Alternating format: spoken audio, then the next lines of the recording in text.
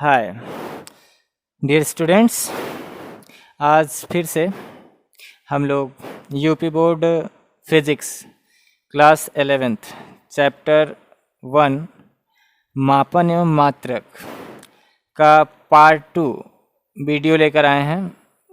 Part 1 वाले video में हमने आपको बता दिया था कि मापन क्या होता है, मात्रक किसे कहते हैं, भौतिक राशि और राशि क्या होती है।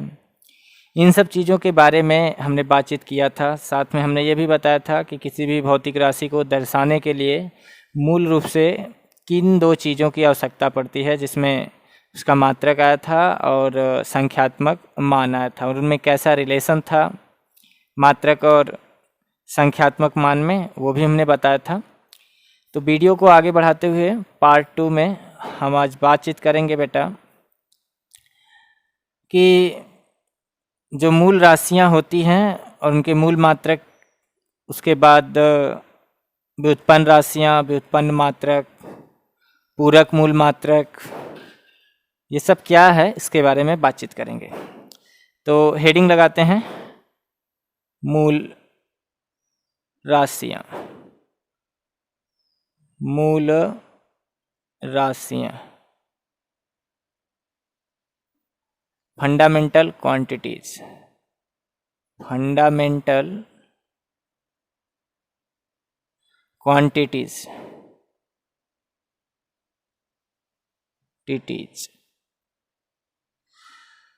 मूल राशियां मतलब बेटा, मूल मतलब होता है सीधे सीधे जड़। मतलब मूल राशियों का मतलब होगा कि जिसको हमने मानक मान लिया था, जिनकी उत्पत्ति संभव नहीं थी उसे हमने मानक मान लिया था, उन्हीं राशियों को हम क्या करेंगे, मूल राशियां कहेंगे। क्योंकि जब लेन देन की बातचीत हो रही थी तो उस समय बड़ी दिक्कत आ रही थी, इसलिए कुछ राशियों को मूल राशि के रूप में मानक मान लिया गया था। उनकी उत्पत्ति तो संभव नहीं थी बट मानक मान लिया गया। तो परिभाषा कैसे लिखेंगे इसकी बेटा, या क्या बनाएंगे? वे भौतिक राशियां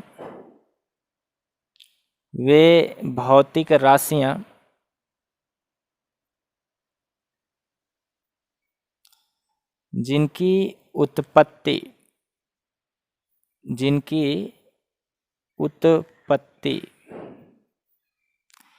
संभव न हो,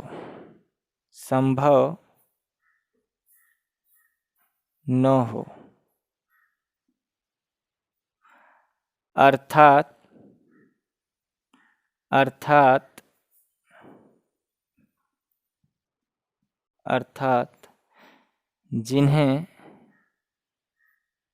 मानक मान लिया गया, मानक मान लिया गया, उन्हें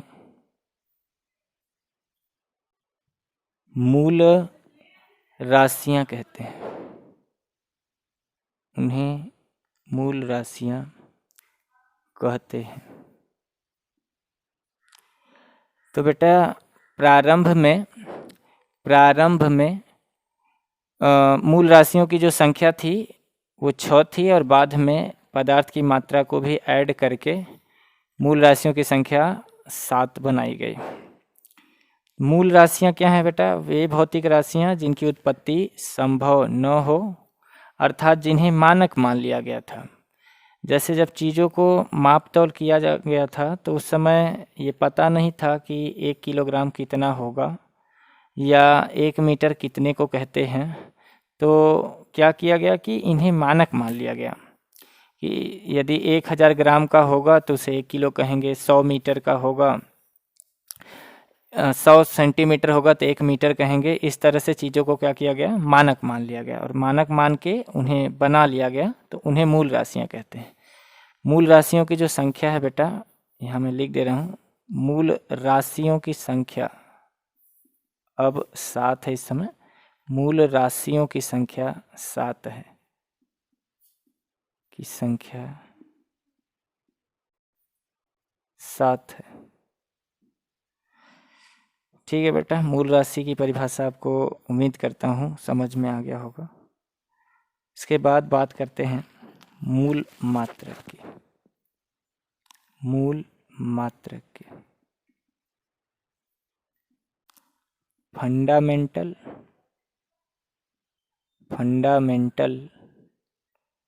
यूनिट,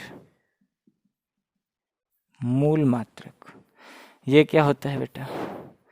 तो जो मूल राशियां हमारे पास हैं उनके जो मात्रक होते हैं उसी को क्या कहते हैं? मूल मात्रक। तो सिंपल परिभाषा लिखते हैं इसकी, मूल राशियों के मात्रक को, मूल राशियों के मात्रक को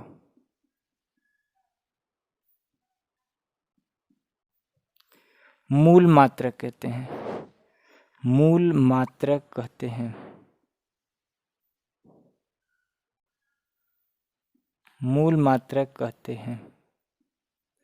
मूल राशियों के मात्रक को मूल मात्रक कहते हैं। मूल राशियों के मात्रक को मूल मात्रक कहते हैं। मूल राशियां 7 हैं तो मूल मात्रक भी कितने होंगे? जाहिर सी बात है 7 है। तो मैं एक चार्ट बनाता हूँ, एक तरफ मैं मूल राशि लिखूंगा और एक तरफ उसके मूल मात्रक लिखूंगा। तो चार्ट बनाते हैं, मूल राशियां, मूल मात्रक।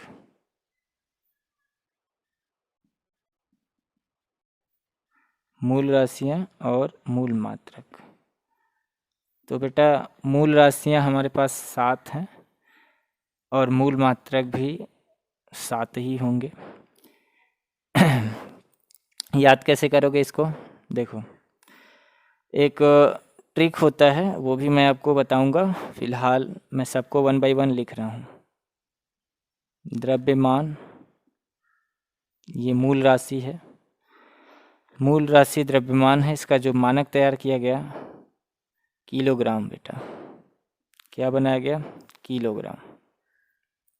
समय, समय का मानक जो तैयार किया गया बेटा, सेकेंड तैयार किया गया, सेकेंड। उसके बाद आता है बेटा ताप। ताप का जो मात्रक होता है वो केल्विन है, केल्विन। केल्विन बेटा ये वैज्ञानिक का नाम है, याद रखिएगा। उसके बाद आएगा वैद्युत धारा, वैद्युत धारा जिसका मात्रक एम्पियर के नाम पर ही एम्पियर रखा गया बेटा, ये भी वैज्ञानिक का नाम है। उसके बाद दूरी या यूं कह लो लंबाई, लंबाई। लंबाई का जो मानक तैयार किया गया बेटा वो मीटर तैयार किया गया, मीटर। उसके बाद ज्योति तीव्रता, जो प्रकाशिकी वाले चैप्टर में इस्तेमाल किया जाता है, ज्योति तीव्रता। इसका मात्रक कैंडिला, कैंडिला। उसके बाद लास्ट पदार्थ की मात्रा, पदार्थ की मात्रा। इसका मात्रक तैयार किया गया बेटा मोल। पदार्थ की मात्रा क्या बनाया गया? मात्रक मोल। तो ये 7 मूल राशियां हैं और 7 उनके मूल मात्रक हैं। इन 7 मूल राशियों को याद करने का एक ट्रिक होता है बेटा, मैं साइड में लिख दे रहा हूँ। इसी की सहायता से आप इन 7 मूल राशियों को सिंपल वे में याद कर सकते हैं। दरअसल ताबीज पहनो, दरअसल ताबीज पहनो, ताबीज पहनो। अब इसका मतलब क्या है बेटा? दरअसल में जो द है बेटा, इसका मतलब है द्रव्यमान। द मतलब क्या है? द्रव्यमान। उसके बाद जो स है बेटा, दर मिला के क्या बन गया? द्रव्यमान। स से क्या है बेटा? समय। स से क्या है? समय। ल से लंबाई है। ता से ताप है, वी से वैद्युत धारा है, ज से ज्योति तीव्रता है और प से पदार्थ की मात्रा है। तो इन सातों मूल राशियों को आप एक ही शब्द दरअसल ताबीज पहनों से याद कर सकते हो। समझ गए बेटा? ट्रिक को आप याद कर लीजिएगा, और यदि ये मूल राशियां याद हो जाएंगी तो सिंपल इनका मात्रक भी याद हो जाएगा आपको। आगे बात करते हैं, आगे बातचीत करते हैं बेटा मूल राशि और मूल मात्रक के बाद व्युत्पन्न राशि और व्युत्पन्न मात्रक क्या होता है उसके बारे में बातचीत करते हैं। तो लिखते हैं आगे, हेडिंग डालते हैं व्युत्पन्न राशियां। व्युत्पन्न राशियां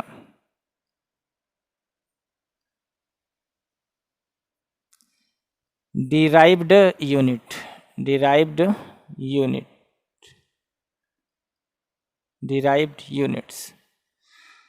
व्युत्पन्न राशियां, व्युत्पन्न का मतलब होता है बेटा किसी चीज से उत्पन्न करना, किसी चीज से उत्पन्न करना वही व्युत्पन्न होता है।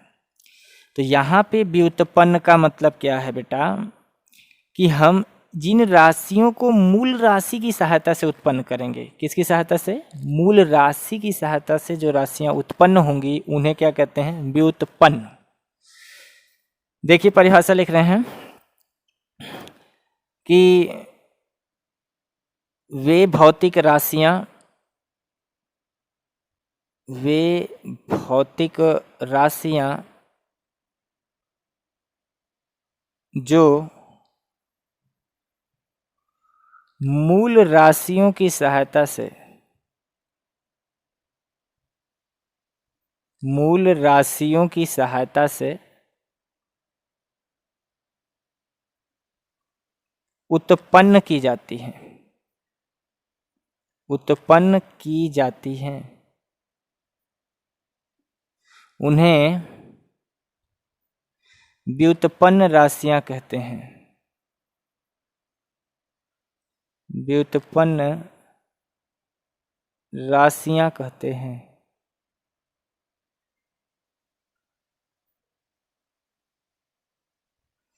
अब कहेंगे ये कैसे होगा सर कि इन भौतिक राशियों को मूल राशि की सहायता से आप कैसे उत्पन्न करेंगे? तो देखो बेटा, जो मूल राशियां हैं उनकी संख्या तो फिक्स है 7, बट जो डिराइव्ड यूनिट यानी व्युत्पन्न राशियां हैं उनकी संख्या परिमित नहीं है। बहुत सारी राशियां हैं जिनको हम उन्हीं 7 तोड़ेंगे तो उन्हीं 7 मूल राशियों में ही टूटते टूटते वो आएंगी। देखो जैसे मैं समझा रहा हूं आपको, जैसे बात करते हैं बेटा त्वरण की। किसकी? त्वरण की। आप बताओ क्या ये त्वरण मूल राशि है? मूल राशि में त्वरण आया था? मूल राशि में तो केवल 7 ही मूल राशियां आई थी। द्रव्यमान था, समय था, ताप था, लंबाई थी, वैद्युत धारा था, ज्योति तीव्रता था, पदार्थ की मात्रा था। त्वरण नहीं ना था उसमें, तो त्वरण तो मूल राशि है नहीं। तो क्या हुआ? ये व्युत्पन्न राशि है। ये पैदा कहाँ से हुआ? उन्हीं मूल राशियों की सहायता से। कैसे? देखो, त्वरण बराबर होता है वेग परिवर्तन, वेग परिवर्तन बटा समय अंतराल, समयांतराल लिख देते हैं।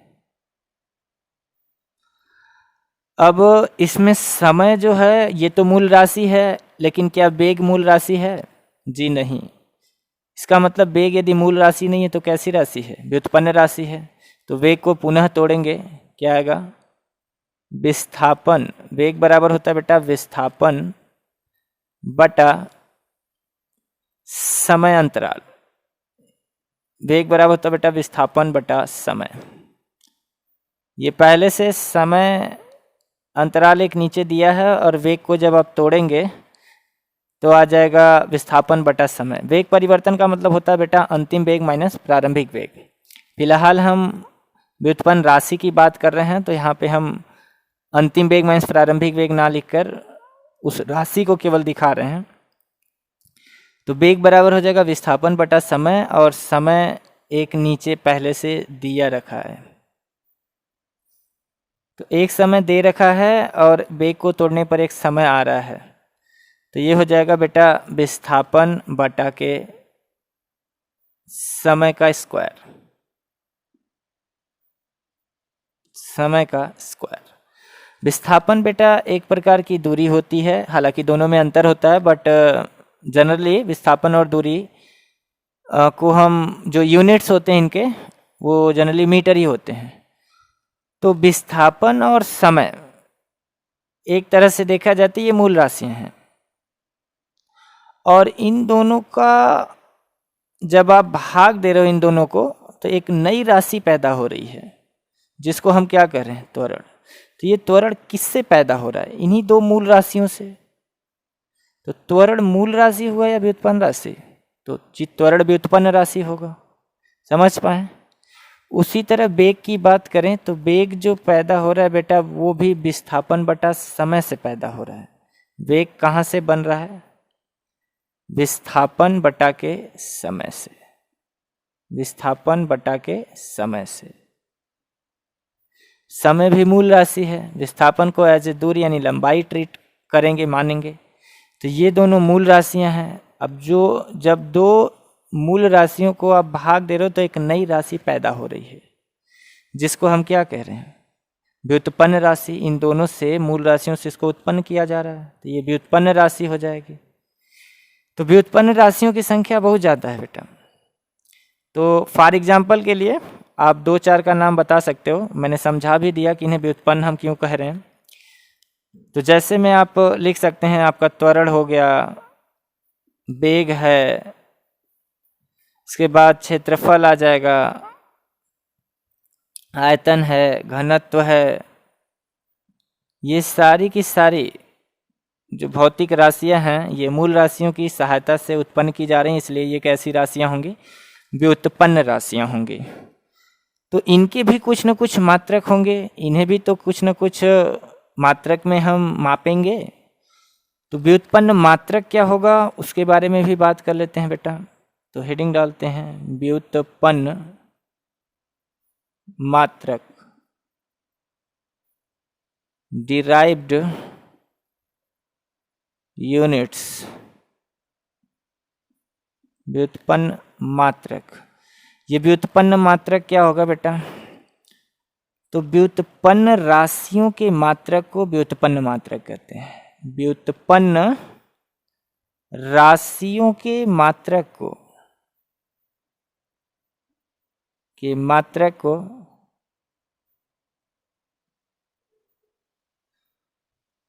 व्युत्पन्न मात्रक कहते हैं, व्युत्पन्न मात्रक कहते हैं।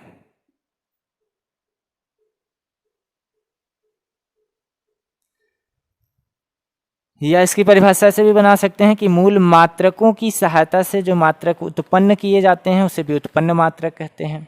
ये भी परिभाषा सही है। अब व्युत्पन्न मात्रक 1-2 पूछा जाएगा तो 1-2 व्युत्पन्न राशियां आप याद कर लीजिए, उनके जो भी मात्रक आएंगे वो व्युत्पन्न मात्रक आएंगे।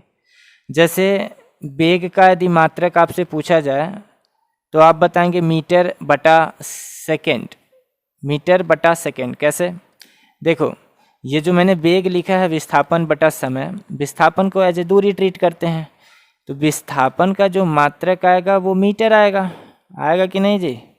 विस्थापन को दूरी ही तो मानते हैं, तो मात्रक मीटर आएगा, और समय का मात्रक क्या आ जाएगा, सेकेंड।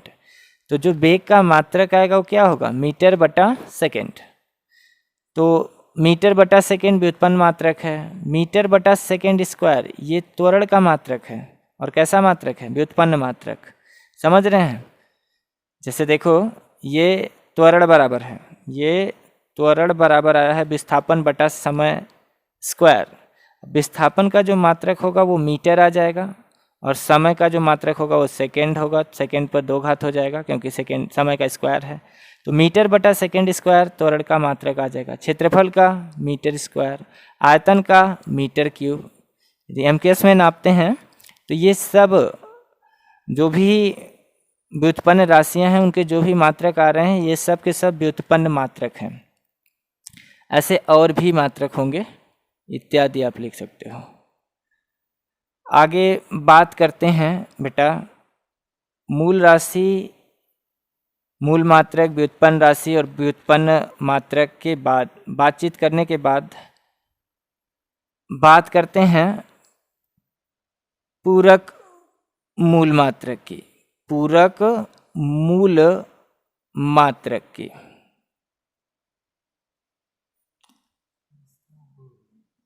कॉम्प्लीमेंट्री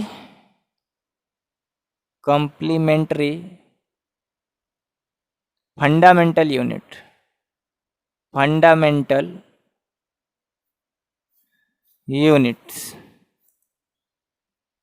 ये पूरक मूल मात्रक क्या होता है बेटा?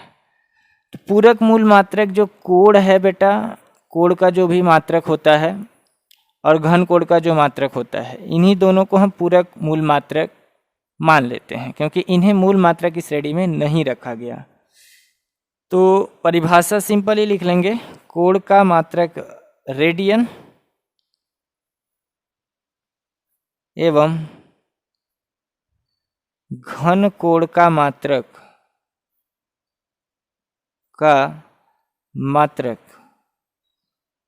स्टेरेडियन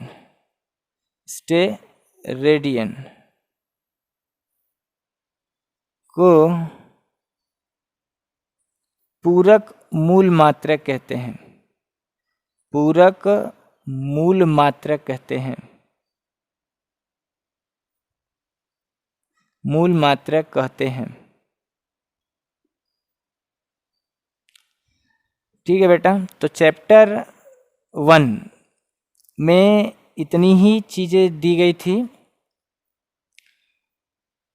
और अगला जो चैप्टर होगा चैप्टर 2 ईरर यानी त्रुटि विश्लेषण, ईरर एनालिसिस, उसको हम अगले चैप्टर में आपको पढ़ाएंगे। ये चैप्टर 1 यहीं पे समाप्त होता है, जो थ्योरेटिकल पार्ट था पूरा का पूरा। चैप्टर नंबर 2 जो ईरर एनालिसिस होगा उसमें न्यूमेरिकल के साथ साथ थ्योरेटिकल पार्ट भी होगा, तो वहाँ पे हम आपको थ्योरी और न्यूमेरिकल दोनों कराएंगे। तब तक के लिए थैंक यू।